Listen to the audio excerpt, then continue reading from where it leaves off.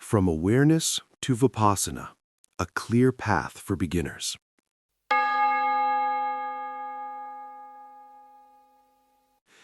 In meditation practice, we often hear many words: awareness, mindfulness, concentration, samatha, and vipassana. They sound familiar, but many practitioners still feel confused. Not because the teachings are complicated, but because these words are often mixed together when explaining mental states. Each teacher may use different words. Teachers come from different traditions, from different countries, and speak from different backgrounds. And our own of the mind states may differ as well. This is why confusion can easily arise. Today, let's slow down and see how these qualities actually work inside our own mind. Awareness. Let's begin with awareness. Awareness is very simple. It is the sense of being here. Right now, you know you are listening. You may hear sounds. You may feel the body. Thoughts may come and go. And yet, there is one open knowing that includes everything. That is awareness. It is wide. It is not focused on one thing. It does not interfere. Awareness does not judge. It does not analyze. It simply allows experience to appear. You don't need to create it. If you are conscious, awareness is already here. Your starting point in Buddhist mental practice is simple. Begin by noticing the powerful mental states that arise within you, even the ones you consider unpleasant. We observe these mental states directly, not because they are bad, but because they are strong, frequent, and undeniably real parts of our experience. We watch them because they exist. They are the most accessible data points for a beginner to start with: lust, anger, or delusion. Think of your mind as a computer that has been automatically collecting data only about the outside world, what you see, hear, and touch. The practice awareness is the first time you consciously begin to input data about the computer's own operating system, the feelings of anger, peace, or confusion that are running in the background. Each time you notice a feeling, you are creating a new mental reference point. Let's go to the next level. Mindfulness. Within awareness, there is something more precise: mindfulness. Mindfulness is the moment when the mind knows clearly what exactly is happening right now. Mindfulness in Bali called sati. The root meaning of sati is to move or to flow. It shares the same origin as the word for an arrow, something that flies through the air. Mindfulness, or sati, is that movement, the ability to bring knowledge or memory back into the present moment. You may know many things, but if that knowledge doesn't come to you at the right time, that's the absence of mindfulness. You may remember something important, but if it doesn't come up when needed, it's useless. Mindfulness is what brings it back. It's the delivery system, the messenger.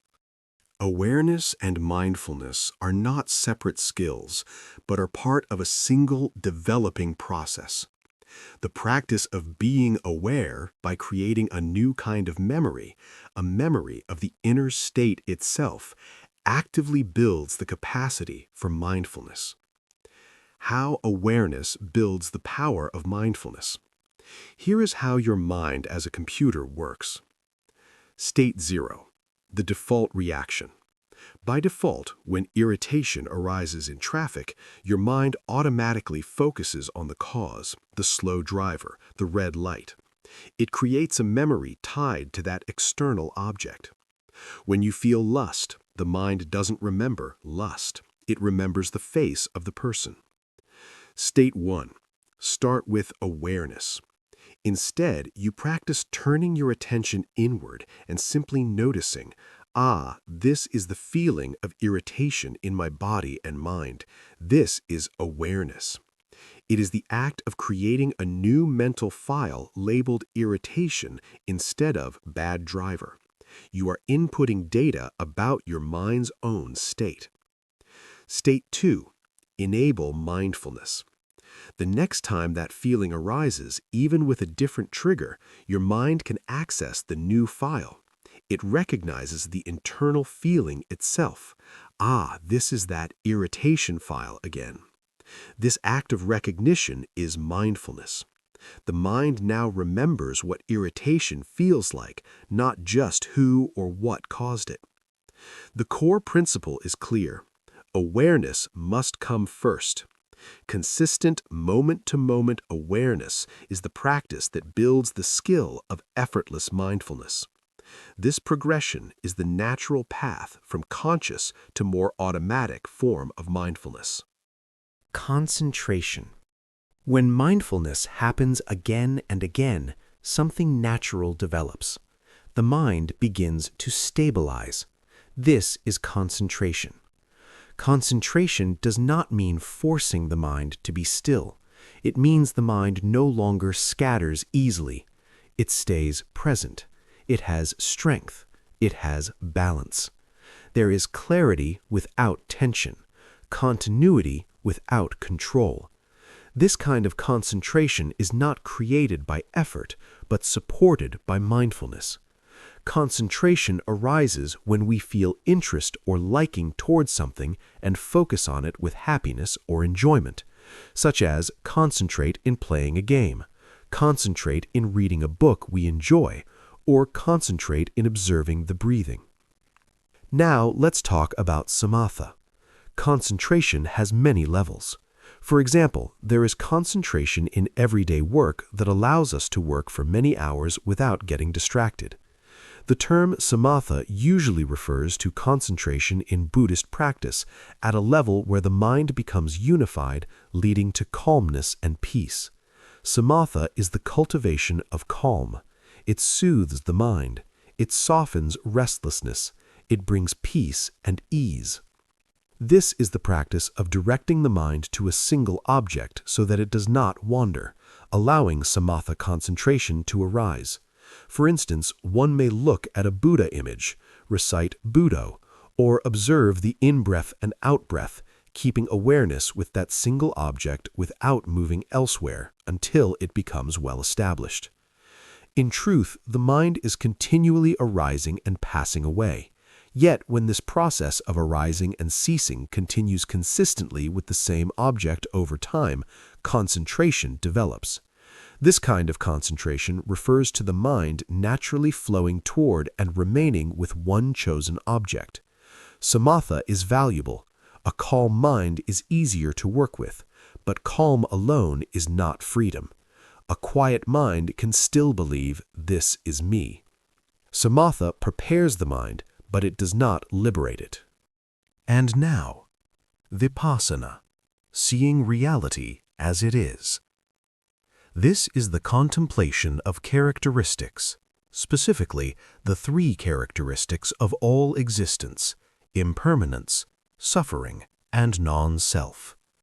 Such seeing is possible only when the mind does not flow outward towards sense objects, but abides with the mind itself. Teachers sometimes refer to this as the mind reaching its base, or the mind becoming firmly established. This is the correct form of concentration that supports the arising of wisdom. When the mind rests on something external, it is said to be flowing outward, and that kind of concentration cannot give rise to true insight. How everything fits together. So how do these qualities work together? First, there is awareness, the open field of knowing.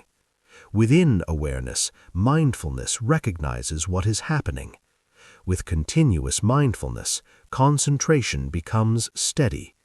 And when the mind is steady, wisdom reveals itself. Vipassanā arises naturally, not because you force it, but because conditions are ready. Awareness knows the field.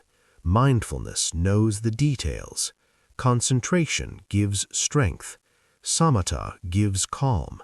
Vipassanā gives freedom. The path is not about becoming special. It is about seeing clearly, and seeing clearly is what ends suffering. This is an encouraging truth. The journey doesn't start with complex intellectual ideas or forcing yourself to remember things you've never known. It begins with the honest, simple, and courageous act of paying attention to this very moment. Even experienced practitioners can spend years mistaking force for their practices, so be patient with yourself. The goal isn't to strain, but simply to notice. This video is inspired by Venerable Krit Nimalo, Prasarn Sukhthamma Garden in Thailand. Thanks for watching The Let Go Place, your gentle pause from the chaos. More Dhamma from respectful Thai monks will come. Please like and subscribe our channel. Drop a comment on how you feel or what you like to know more. See you next time, unless enlightenment gets you first.